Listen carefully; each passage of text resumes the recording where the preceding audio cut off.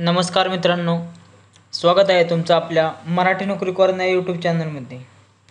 तर विद्यार्थी मित्रांनो, आता एक नवीन भरती सुटली आहे। ती भरतीची संपूर्ण माहिती आपण व्हिडिओमध्ये पाहणार आहोत।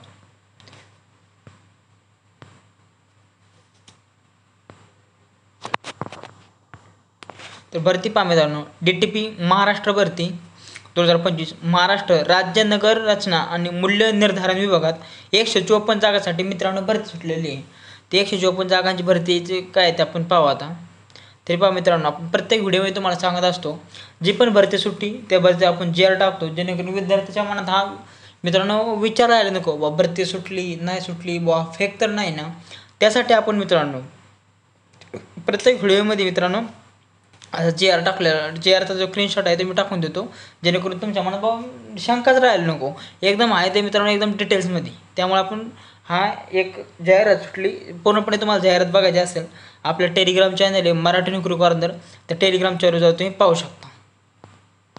पदाचं नाव व तपशील पहा मित्रांनो, कनिष्ठ आरेखक गट क याच्या 28 जागा आहे आणि अनुरेखक गट क याच्या 126 जागा आहेत। अशा टोटल मित्रांनो 154 जागा आहेत। दोन पद आहेत, 154 जागांचं पण कास्टनुसार डिवायडेशन मित्रांनो। ते आता कास्टनुसार डिवायडेशन मोठा JR असल्यामुळे ते आपण घेतला नाही, पण तो JR तुम्हाला आपल्या टेलिग्राम चॅनलवर नक्कीच बघायला भेटेल। तुम्ही टेलिग्रामचा सर्च करा मराठी नोकरी कॉर्नर, तिथं आपण JR टाकलेलं आहे, तर तुम्ही कास्टनुसार जागा पाहून घ्या। तर आता शैक्षणिक पात्रता कशी आहेत बघा, याला शिक्षण काय लागेल, भरती सुटली सगळं झालं, पण मला शिक्षण कोणतं आहे मला शिक्षणच माहीत नाही, तर तुम्हाला शिक्षण सांगणार आहे। शिक्षण तुम्ही किती शिकलाय तुम्ही, जेणेकरून ह्या भरतीला तुम्ही अप्लाय करू शकता।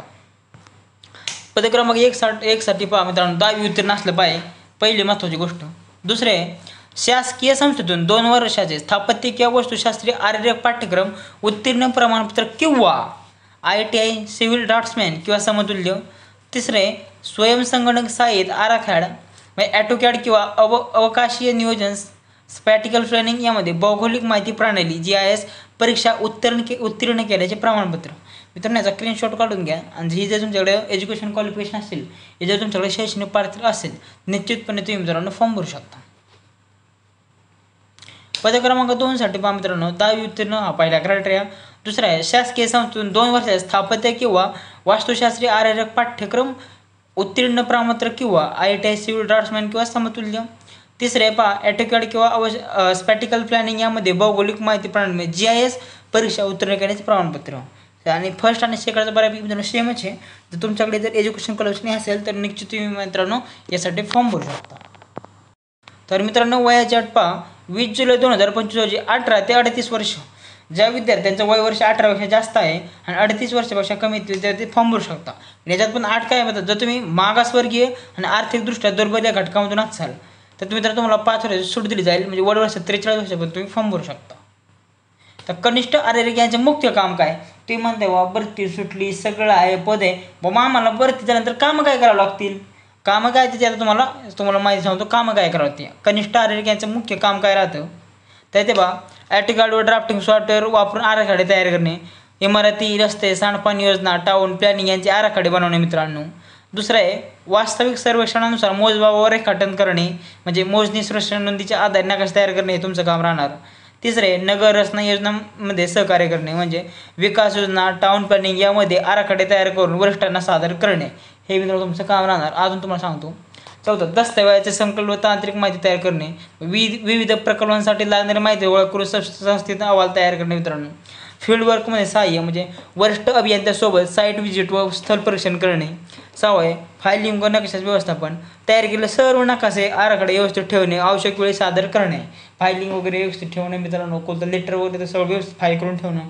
जेव्हा वरिष्ठ अधिकारी लेटर मागेल तर संपूर्ण म्हणजे एक पूर्णपणे टापटीप ठेवणे त्याला माहिती ते दिलं जाणार। तर अनुरेखक यांचे मुख्य काम काय राहणार, ते पद क्रमांक 2 आहे मित्रांनो, अनुरेखक याचं काम काय राहणार ते आपण तुम्हाला सांगतो। ते पहा, आराखड्याची नक्कल म्हणजे थोडक्यात ट्रॅकिंग ऑफ ड्रॉइंग्स, म्हणजे वरिष्ठांनी दिलेले आराखडे ट्रेसिंग पेपर डिजिटल स्वरूपात पुन्हा तयार करणे, AutoCAD किंवा GIS सॉफ्टवेअर वापरून नकाशे सुधारित करणे, फील्डवरून आलेली माहिती ट्रेस करणे, म्हणजे मोजणी व सर्वेक्षण आलेली माहिती नकाशा समाविष्ट करणे, AutoCAD मध्ये आराखडे तयार करताना किंवा अपडेट करताना सहाय्य करणे, विकास योजनेचे नकाशे तयार करताना आवश्यक बदल करणे, नकाशांचे क्रमावर व्यवस्थापन करणे मित्रांनो, कार्यालयीन कामात तांत्रिक सहाय्य पुरवणे, हे झाले मित्रांनो याची दोन्ही आता कामं. तुम्हाला मी याची कामं सांगितली मित्रांनो, त्यानुसार तुम्ही ठरवा. जर तुमचं एज्युकेशन क्वालिफाईड असेल, कामाला तो काम एकदम मित्रांनो म्हणजे एकदम तांत्रिक काम आहे, प्रोफेशनल जॉब आहे मित्रांनो, काय विषय नाही. जर तुम्हाला हा जॉब जर तुम्ही कम्फर्टेबल असाल तर तुम्ही मित्रांनो नक्कीच फॉर्म भरून टाका. वेळेला परीक्षा शुल्क म्हणजे परीक्षा फी किती आहे, जे आरमध्ये सांगितल्याप्रमाणे मी मनात सांगितलं मित्रांनो, जे आरमध्ये सांगितलं तर तुम्हाला सांगतोय. अराखीव खुला प्रवर्गासाठी 1,000 रुपये फी आहे. राखीव प्रवर्ग 900 रुपये फी आहे मित्रांनो. उपरोक्त परीक्षा शुल्का व्यतिरिक्त बँक चार्ज तसेच त्यावरील देयक अतिरिक्त असतील. आणि माजी सैनिकांसाठी परीक्षा शुल्क आकारले जाणार नाही. जे विद्यार्थी एक्स सर्व्हिसमॅनमधून असतील त्यांना कोणत्याही प्रकारचं मित्रांनो याचं कोणत्याही म्हणजे विनाशुल्क तुम्हाला असेल कोणत्याही प्रकारची फी आकारण्यात येणार नाही. आणि तुम्ही जर ओपनमधून असाल तर 100 फी आहे आणि बाकीच्यासाठी मित्रांनो 900 रुपये फी आहे.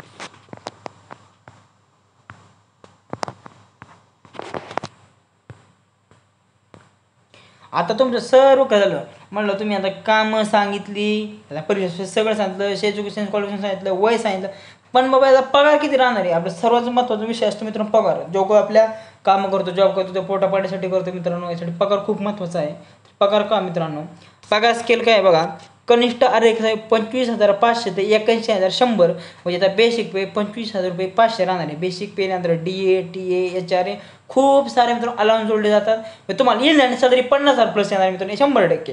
अनुरेखक याचा 21,700 ते 19,900 मित्रांनो बेसिक पे असतो. 21,700 तुमचा बेसिक पे म्हणजे तुमच्या हातात मित्रांनो 40,000 रुपये पगार फिक्स येणार. 43-44,000 रुपये पगार येणार. आणि तुमचा बेसिक 25,000 नुसार मित्रांनो 50,000 प्लस तुम्हाला पेमेंट भेटणार. त्यात तुमचा PF वगैरे वजा होऊन तुम्हाला मित्रांनो 45-40 दरम्यान तुम्हाला हातात भेटणार पेमेंट. हे झालं मित्रांनो पेमेंट. आता मी काय मनात सांगत नाही मित्रांनो, जे आर त्यांनी बेसिक पे सांगितले 25,500. त्यात फक्त तुम्हाला ॲडिशनल मध्ये सांगतो DA TA HRA वगैरे सर्व मिळून भत्ते असतील, अनुदय भत्ते वगैरे सगळे मिळून मित्रांनो 50पर्यंत पगार जातो. आणि 1,700 बेसिक पेनुसार मित्रांनो 43-44,000 पर्यंत पगार नक्कीच जातो. आणि आता महत्त्वाची गोष्ट 8वा वेतन आयोग येणार आहे, त्यामुळे तुम्ही मित्रांनो भरपूर पगार वाढणार आहे.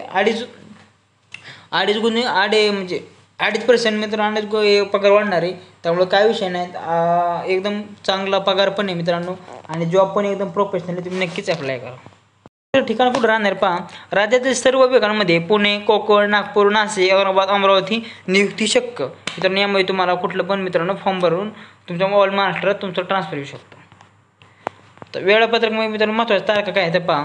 ऑनलाईन अर्ज सादर करायचं कालावधी मित्रांनो 19 जून 2025 रोजी 5 वाजल्यापासून आणि 20 जुलै 2025 रोजी म्हणजे 20 जुलैपर्यंत मित्रांनो तुम्ही अप्लाय, शेवटची तारीख आहे 20 जुलै 2025.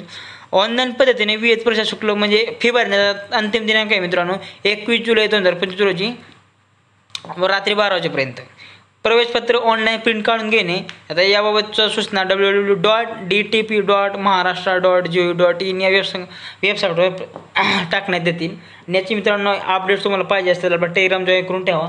त्याचे मराठी नोकरी कॉर्नर टेलिग्राम चॅनल आहे, त्यावेळी त्याच्या सर्व अपडेट्स तुम्हाला पुरवल्या जातील. तर अर्ज कसा करायचा, जर तुम्ही स्वतः तुमच्या पर्सनल फोनमधनं, लॅपटॉपमधून किंवा कम्प्युटरमधून अर्ज करत असाल तर ही तुमच्यासाठी प्रोसेस आहे. जर तुम्हाला काय तुम्हाला जर का समजत नसेल अर्ज कसा काय करायचा, जवळचा सायबर कॅफेत जा, 100-150 रुपये त्याला द्या आणि फॉर्म भरून घ्या. पण चुकीचा फॉर्म मित्रांनो भरू नका. जर तुम्ही स्वतःहून जर फॉर्म भरणार असाल तुम्हाला थोडक्यात मी सांगतो, dtp.maharashtra.gov.in वेबसाईटवर तुम्हाला ही वेबसाईट मित्रांनो स्क्रीनशॉट काढून घ्या, कॉपी करा किंवा बघून टाईप करा. नंतर रिक्रुटमेंट किंवा करिअर सेक्शनमध्ये जाऊन जाहिरात शोधा मित्रांनो, अर्ज भरा, फीस करा. मग तिथं ॲप्लाय ऑनलाईन ऑप्शन आहे मित्रांनो, ते ॲप्लाय ऑनलाईन करून तुम्ही फॉर्म वगैरे भरा मित्रांनो. संपूर्ण अचूक माहिती भरा, कारण मित्रांनो जर तुमची माहिती चुकली तर काही फायदा होत नाही. खूप सारे प्रॉब्लेम्स येऊ शकतात तुम्हाला डॉक्युमेंट व्हेरिफिकेशनला.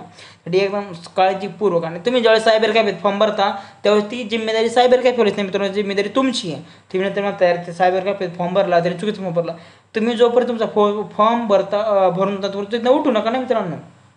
खूप महत्त्वाची माहिती आहे. त्यासाठी मित्रांनो तुम्ही एकदम व्यवस्थित करायचं आपलं आणि फॉर्म भरून टाका मित्रांनो. आता मित्रांनो ही बऱ्यापैकी मी तुम्हाला सर्व माहिती, तुमच्या सर्व शंका क्लिअर करण्याचा प्रयत्न केलेला आहे. अजून पण तुम्हाला याच्या भरतीबद्दल काय डाऊट असतील तर कमेंट नक्की करा, आपण नक्कीच त्याला उत्तर देऊ. आणि मित्रांनो भरती आपका जास्तीत जास्त शेअर करा मित्रांनो. व्हिडिओ आवडला तर लाईक करा आणि आपल्या चॅनलला सबस्क्राईब करा. चला भेटू पुढच्या व्हिडिओमध्ये. जय हिंद.